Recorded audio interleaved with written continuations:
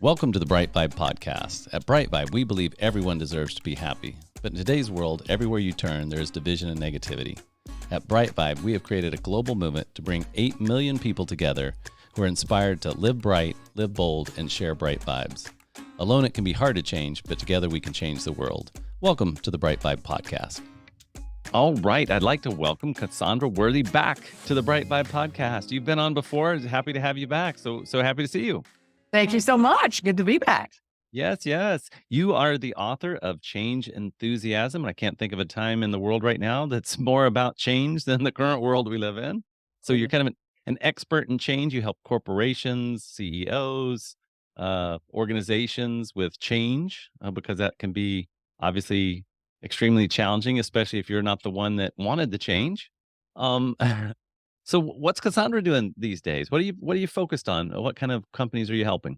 Oh gosh, well, you just said it. I mean, those organizations, individuals going through a lot of change disruption and the type of change that feels like it's just constant, happening all the time. I will say that we have about 5 industries that are kind of our target. So pharmaceuticals, transportation, retail, so healthcare, the whole healthcare ecosystem, not just pharmaceuticals, transportation, retail technology, which is going through a lot of disruption. But honestly, it's the work is vast because, all industry verticals are not immune to the changes that are happening all around the world and the disruption that employees are feeling. And my work uniquely sits at that intersection of change and emotion, right? When the frustration, the fear, the anxiety is there, when the excitement, the anticipation is present, how do you use that energy? How do you use that resource to move not only your business forward, but also the individuals in the organization? So the work addresses the whole human. Yeah, totally. And, you had an experience early on in your career where, a company that you worked for was acquired and you had to decide, what am I going to do with that? And some people were leaving that organization, right? And you decided to stay, but kind of walk us a little bit through that. Because I know I've been a part of many organizations and change is always hard, and acquisitions and buying other companies and being sold and all the fun stuff that goes with that. So kind of what was your, I guess, aha moment in that you decided you wanted to be a change enthusiast? Yeah, it's a type of change that happens, right? Because it's that change that feels like it's happened to us. We didn't ask for it, and half the time we don't see it coming. And so I've actually been through 2 big acquisitions. One where I was a part of a company that acquired a multi-billion-dollar business. And then I went into that business to help, integrate through the acquisition. And then I was a part of a company that got acquired by a different multi-billion-dollar conglomerate. So I've seen both sides of the coin, but I will tell you, the aha moment, what flipped the switch for me, what planted the seed of what I now teach around the world was that very first acquisition experience, because it turned my world upside down. So I left and actually transferred to a different region, into a different city. So I moved to take this position. I was super excited about it. It's this new company, this multi-billion-dollar thing. But it was like I had left the company that I've been working for about 4 years and started at a completely different company because the culture was so different, right? The way they spoke, their language was different. Their values, had a little bit of difference as well. Just cultural dynamics, very, very different. And it was a very us versus them type of mentality in those early days. And it was incredibly frustrating. And push came to shove for me when I discovered that a colleague had shared my data, my research, my insights, my recommendations with senior leadership without me being in the room and without even acknowledging and giving credit to the fact that it was all my work. And so when I shared that with my manager, they were like, well, don't worry about it. That's not that big of a deal. And so I was so deflated. Right. I was used and angry. Right. Angry, like, how is this okay? How is this regular? And so I ended up going to a mentor, basically saying everything short of like, please help me get my manager fired. Please help me get this dude over here who stole my work fired. And she told me this very powerful thing that has stuck with me and that now I see as the seed planted that sprouted into change enthusiasm as a growth mindset. And it was like, Cassandra, you can either get bitter or you can get better. And this is your choice. This is your choice. Now, I will tell you, I was not as evolved. Right. Yeah. those words really pissed me off. I was like, what? Uh-huh. Not, it's my choice. You're the one that's in a leadership position. You're the one with influence. Why are you telling me it's up to me?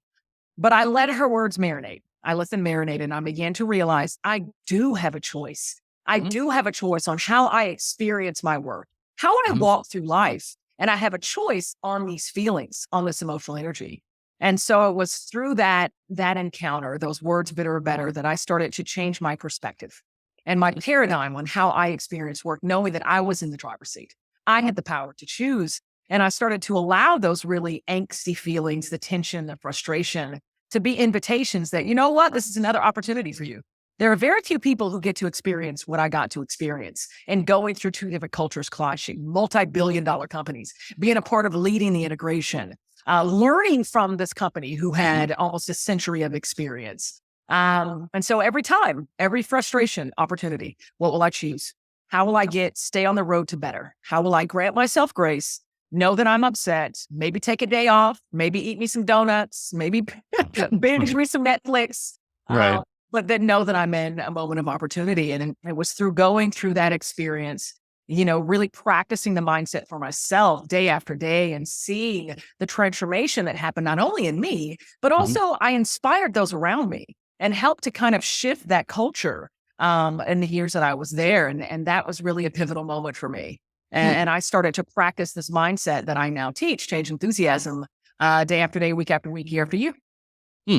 And so are there certain questions that you ask yourself, like, just in the shift of, almost from, victim to self-authorship is kind of like if I think of the hero's journey or some other, like, more, psychology work, but kinda getting out of that victim mentality where it's happening to me and thinking, "Okay, I can actually right, I can do something about this." But is there some questions that you use when you're kind of in these states of it's happening to me to help shift you? Or kind of how do you move from, how do you, because it's one thing to say, okay, I need to be in this better mindset, but life is life too. So how do you move your mind, move your psychology from one state to the other? Yeah, and it's putting this thing into practice, right? So the first step of change enthusiasm, I call the signal. And it's a recognition of the difficult, challenging emotions that's surging through you, that's running through your body. And it's about emotional self-awareness. And so it's in the practice of this that you begin come in tune with the physiological cues that your body manifests when you're feeling a certain emotional signature, right? And it Mhm, differs from person to person. mhm, And honestly, those physiological cues can differ from year to year. Like the mhm. way my anger shows up has maybe changed a little bit Right. from, 5, 10 years ago. But Mhm, it's about constantly taking that emotional inventory, being in tune with those cues so that I know when anger is there, so that mhm, I know when frustration is there, mhm, because that allows me to recognize the emotion is here. And then I can take a beat, right? That's the opportunity, mhm, the second step. And it's called metacognition, right? You're removing your conscious thought from the actual emotional energy that's flowing through you. So then you mhm, can view it objectively. There's anger running through me right now. Why is mhm, that? What is this anger here to teach me? What is it alerting me into? What is it signaling me into? And then you start to take that inventory and understand, okay, what are the thoughts bringing my awareness to this energy? What has just happened? Usually it's pointing to something that we care about. It's pointing to something that we hold value in. And when you can explore that in the opportunity, that's when you start thinking, okay, what are choices that I can make to move myself forward as opposed to backward, to move myself forward in a way such that I become better? What can I learn in this moment? What can I learn about what I like, what I don't like? What can I learn about my peers, my colleagues, my business, my industry, my family, my spouse? right, Because this works at home as well. right, right, And then you're working through that opportunity. And then as soon as you understand this is something that I think I can choose, that's not only going to get me on the better path, but it's also going to inspire a better feeling, right? I mhm, might move from being pissed off to just being a little bit tweaked. You know what I right, mean? Like right. it's not going all the way from pissed off to exuberant, right? And Right, no.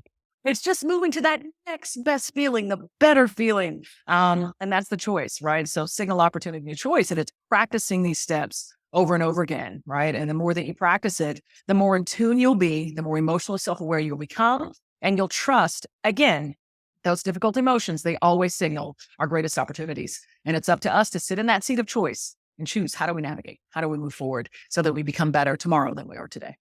And so give me a couple. I love real world examples. So give me a couple examples of where either you've coached somebody or you've coached yourself, kind of through an actual situation, so we can really quantify, hey, or really understand how, because signal, signal, um, Opportunity. opportunity and Sure. choice. Yeah. Okay, signal, opportunity, and choice. Why? When I wrote signal twice, I don't know why. Opportunity, and choice. I'm frustrated right now. No, I, Double signal. right, exactly. So yeah, walk us through a situation so that we can kind of unpack these, so we can hopefully implement this in our lives. Sure, for sure. I'll give an example that I've shared before from stages that I've also shared on various platforms, but it's one that has stuck with me because the signaling motions were very acute. So this is Mhm, during my second acquisition experience. After the company was acquired that I was working in, and the transaction was closed, the senior leaders of the acquiring company, they started to cut headcount mhm, and looking to see where they can shave off cost. And I was executive at that time with a very healthy salary. So I knew that my name was probably close to a chopping block somewhere. So it was a very uncertain time. I didn't know if mhm, I was going to have a job when I woke up every morning. And during a budget review, my manager, who the acquiring company had hired, he didn't know me. He didn't know my background, my pedigree, the culture I came from. He was like, you know what, Cassandra, I like you and I want to keep you, but I just don't see any value in having you in my organization in 2 years. Um, and yeah, signal emotions, racing, flashing, my fist balled up, my mouth went dry, my eye probably started twitching. Kept it together during the right, conversation, but after he left my office, I could not think about the work. I quit what I was doing. I kept thinking this thought: I'm about to lose my job. I'm going to right, lose my job. The worst has happened. I pulled up my resume. I was on LinkedIn. Like I was basically in a state of panic. right. Then in a moment of clarity, I recognized this thing is surging through my body. My mouth has gone dry. My fists keep balling up in between all my furious Mhm, typing. I'm in the signal, right? I'm feeling frustrated, angry. I'm feeling fearful. I'm feeling anxious. I had to step away from the office. So I actually went to my favorite coffee house. mhm, Like it was nowhere near lunchtime at all, but I had mm, to get right, away so that I could have right, that right. metacognition. And then I recognized, you know what? This man has just given me a gift Mhm, because he has alerted me that in right, 2 years, this is no longer going to be a viable position. So mhm, I have an opportunity here. I could right, either pursue a position outside of this person's organization, still in the same company, or start looking outside and in a different company, maybe even a different industry. mhm, So I decided that I was going to use my network that was pretty mhm, robust at that time to find a position not in his organization. And over mhm, the next 4 months, I actually ended up creating a role for myself. mhm, It wasn't easy. It was probably some of the most difficult times that I've had in my corporate career.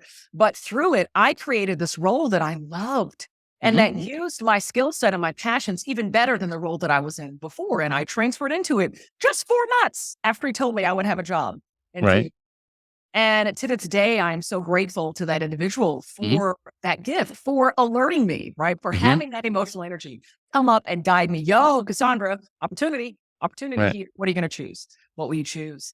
And so, yeah, that was when change enthusiasm really, really served me well. mhm, And I tell people that this is a simple framework, three mhm, steps, but it is not easy. It's right, not yeah, easy, because especially when you're in it. once you make the choice, you gotta do something with that, You gotta right? do something. It's Right, one and done. It's not like I right, said, okay, I'm gonna find a different role. And then the next day I had that role. No, no, no. I had to go right, through alignment. I had to go through creation. I had to go mhm, through iterations. And so practicing the mindset daily, because there was frustration, there was mhm, tension, there was fear all throughout that. But every time, opportunity. Okay, what will I mhm, choose today? Opportunity. What will I choose mhm, today? Yeah. mhm. Yeah, totally, because, uh, I've been through some, roller coaster stuff over the last couple of years just with the world turning the way it turned, Of course. and I healthcare background, real estate holdings, all kinds of business stuff, and all of it was in flux, and, it wasn't, at the seat I sat in, it wasn't, I'm kind of at the top of those organizations, so there was nobody else to report to. It wasn't like I could turn and Yeah. say, "Hey, guess what? What should I do here?" It was kinda like, no, everybody's looking at me saying, "What should we do here?" And Yeah. so it got to be very, very dicey, and I think it came down to kind of that, for a while, all of these things were misfiring, and then it came down to, okay, well, what we collectively are going to do as a team to weather this, because there was total uncertainty in the market. There was total uncertainty with everything that was happening, especially in the healthcare world, in the segment we were in or are in, which is senior care. And so, yeah, it would just be like day by day. And it literally became that. It became, you know what? We can't really predict what, if this is Monday, we can't predict what Tuesday is going to bring us. And so, I think this applies in any situation where you're going through a major life change. We can't predict what Tuesday will bring. We're going to make our best guess. We're going to make a decision based on that best guess, and then we're gonna take action based on the best guess, and then tomorrow we're gonna regroup, and we're gonna see what happened in the last 24 hours, and we may completely tank what we did on Monday, right, for a new and better plan based on our new reality of the day. And so it literally kind of put this in, like, supercharged mode where every day we were making choices based on the limited, very limited information we were given, and then we executed in that 24-hour period, and then we came back and said, "What do we do today?" You But next. I but love yeah. we had to get out of that mindset of woe is us and this is too hard. It was like we didn't really have a choice. We had people in our facilities that weren't going anywhere because it was during I mean, we didn't have there was no choice at which we could just say, "Okay, let's just turn off the lights," right? We had human lives on the line. So we just hunkered down and decided we would just, you know, do what we could. And we were all feeling, to your point, like the signals, right? Everybody was feeling anxiety. They were feeling, people were stressed, people weren't sleeping. There was lots of that going on. And eventually, yeah, how we weathered it as a team and as an organization ultimately was we just got really good at almost like a 12-step recovery program. We really got good at just the very next step, right? The very next day. We're only good for, we're gonna do what we can in the next 24 hours and one step at a time. That's how we stepped out of it, honestly. It's Mm. beautiful, and I celebrate you all, Oh, well, uh, thank you. for getting through such a difficult time. And, I can almost guess what the answer to this question is, but I bet you feel that that brought you and your team closer. Oh, I totally. Yeah, so yeah, the whole team, we haven't lost anybody. It's been a decade or more since we lost anybody on the senior leadership team just because everybody just bond I mean, once you go through hard stuff together as a team, you really don't wanna have to go relearn people in another I mean, none of our executive team wants to start again with another team. They know they can trust the team they have, right? They know when things get hard, everybody just went, "Okay, let's roll up our sleeves and let's do, lock arms and let's just figure it out." So, I mean, that's when our culture ultimately, kind of helped guide us through there and made us all stronger. And I think as individuals, we all, had our own doubts and worries. And once we weathered that storm, it prepared us for future storms that weren't going to be tidal waves, right? It prepared us for, some waves against the shore versus, oh my gosh, this is a tsunami. Yeah, this is what I love so much about this example in your Hmm. journey, because these emotions of change, right? The emotions that change inspires. It's a universal language, and Hmm. it's a universal energy. It's an energetic force that's contagious. It's an energetic force that connects, that bonds, that binds. And it's can be so powerful when going through change because there's so much emotion that's Right. inspired when we're going through really difficult times. And it sounds like you exemplified beautifully what I see as some of the core ingredients of moving through change effectively and in a way that allows that emotional energy to wield its power. And Hmm. that's trust. That's grace, granting yourself grace Hmm. and your team grace that this is a tough time. It's difficult. Allow the emotions to exist, share that empathy, hold that space. Patience, Hmm. right? Knowing, Yep. Totally. trusting that you're moving in the right direction. The work that you're doing matters. This is an opportunity for all of you to show up for the people that you serve. And then asking that question, what can we control? What Hmm. can we control in this situation today? What is in Right. our control? Knowing that we have trust, grace, and patience, and Hmm. then move forward from day to Hmm. day. Yeah, it's beautiful. It's a beautiful example. Yeah, and I think a lot of companies went through that. And then as we progress in this conversation, let so say somebody's not going through that at work, or they're not going through. We are all, for the most part, going through some type of change, major or small, at any given moment in our lives. We're going through something, whether we're wanting to lose weight, whether we're having issues with in a relationship, whether it's anxiety. Right now, depression and loneliness and isolations huge. And so, I, I, that's almost like a pandemic in and of itself is this thing of isolation. And so, whenever we're going through these, or know we need to change something in our lives, you've got, your three core here. Are there certain things that you just want people to know and understand to kind of help them weather any change or help them address change?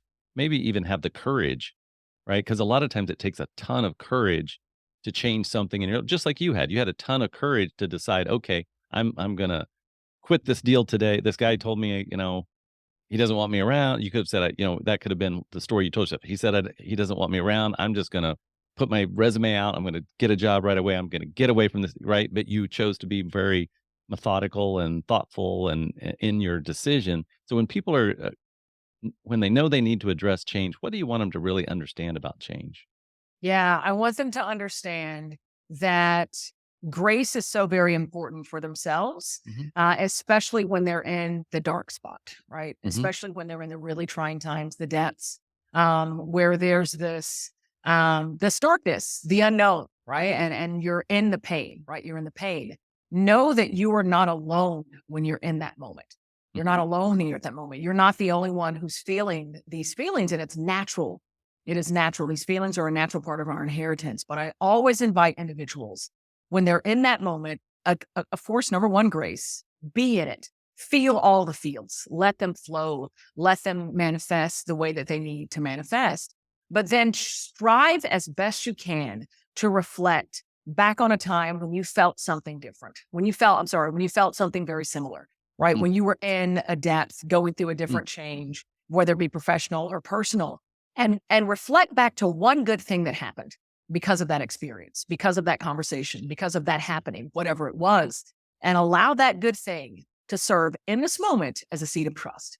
That if something good came from that, it must mean something good is hurling your way now. And it's up to you to step into this moment, trusting that good thing and that you're going to meet it, but you have to put in the effort and make the energy and the leap and have the courage to take that next step. It's not about taking huge monster leaps. It's about taking that one next right step and make that step one such that it begins to slowly transform that emotional energy. Like I said, moving from being really pissed off to just being a little bit irked, right? Hmm. What is that one step that you can do, that choice that you can make that will slowly begin to transform that energy? And of course, leverage your support system, right? Leverage those around you. Seek out those folks who you can trust, who can sit in the mud with you, as Simon Sinek says, right? To express that sense of empathy and letting you know that you're not alone. But yeah, I think it's so imperative of all of us right now is to grant ourselves grace, right? And my work is squarely at this intersection, like I said, of change and emotion, and it's about debunking this myth that emotion should be left at the door of business. Mm. That's ridiculous. It's ridiculous because regardless of if you're acknowledging the emotional energy or not, we are emotional beings. Right. We're emotional beings first Mhm. before we're cognitive, before we're thinking beings, right? And I'm gleaning insights from Dr. Susan David. I'm gleaning insights from Brene Brown, Mhm. right? Emotional beings. And whether you acknowledge the emotion or not, they're going to be there, right? They're going to exist, right? Because you employ humans, right? Right. Emotional beings. And so it's a matter of, are you arming these individuals with the mindset, with the means, the skill set, the toolkit to use the emotional energy to move Mhm. them forward, to recognize opportunity that change presents, self-actualize growth, or you're doing nothing with it and allowing that energy just to churn and move them backwards and have them attrit out of your organization, thinking the grass is greener elsewhere. And so it's high time that we acknowledge these emotions. And I think slowly, I think in large part to the pandemic, our eyes are being opened to the value, to the necessity, to this burning platform of acknowledging the emotional energy that runs through all of us and then arming individuals with the means to leverage the power of that energy, the power of that resource to move themselves forward.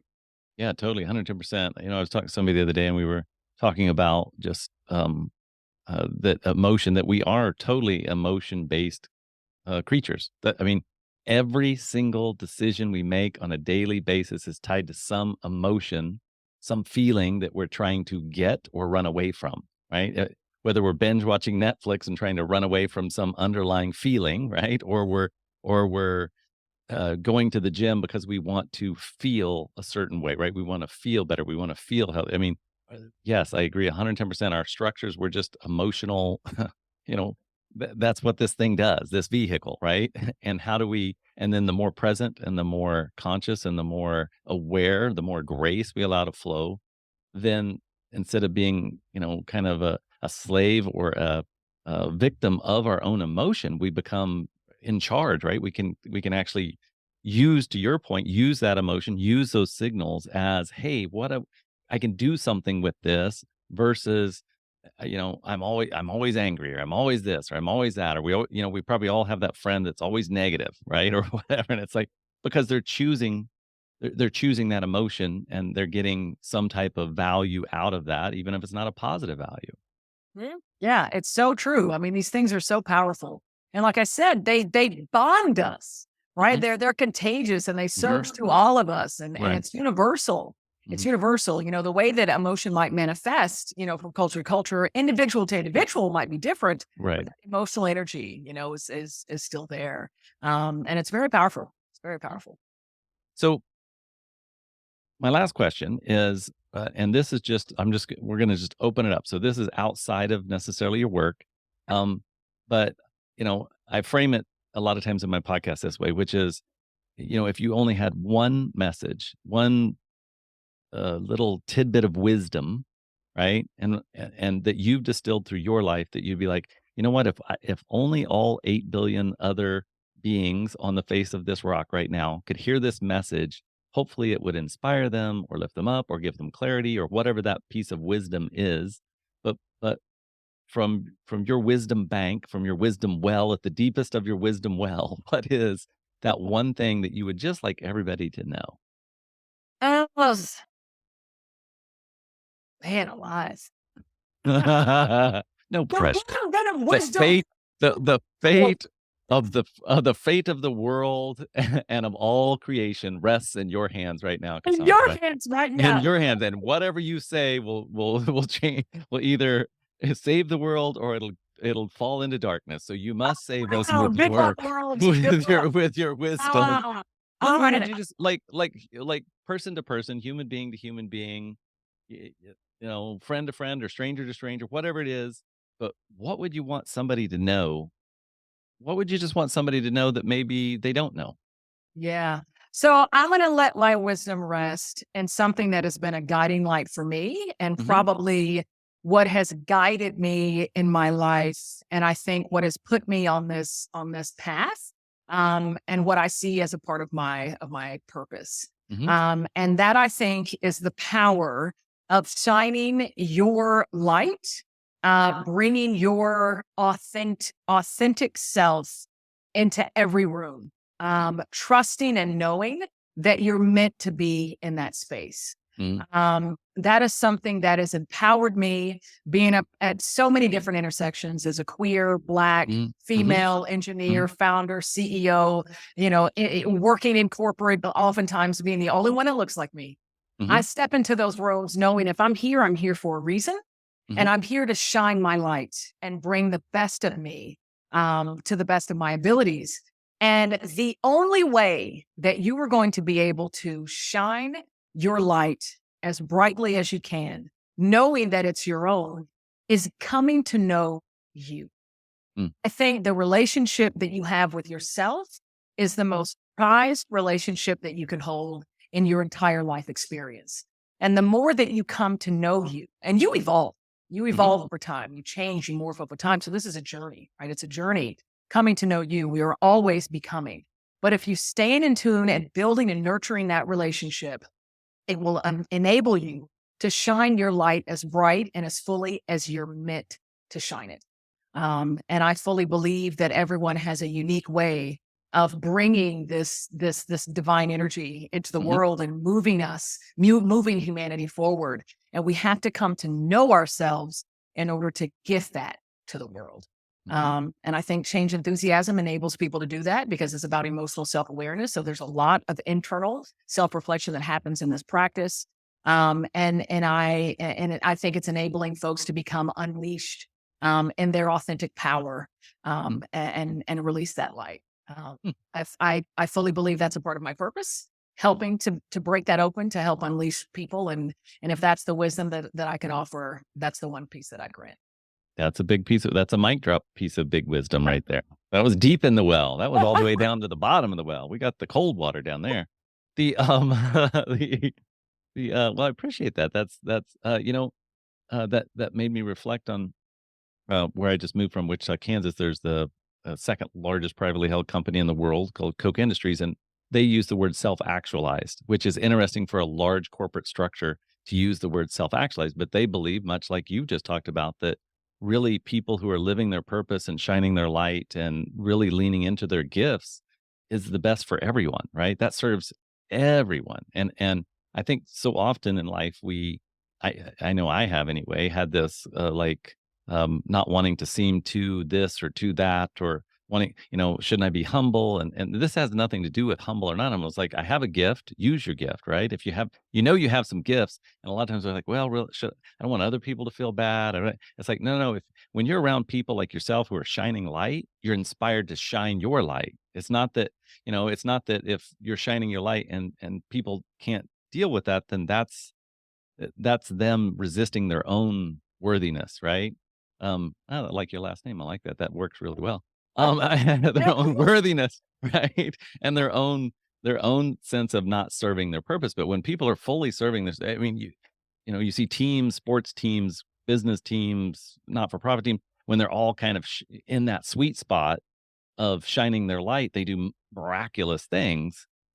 It's only when people are trying to suppress, or leadership's trying to suppress, or when there's people are at odds with their purpose and being able to serve it, that we see problems and drama and all the messiness of the thing, right?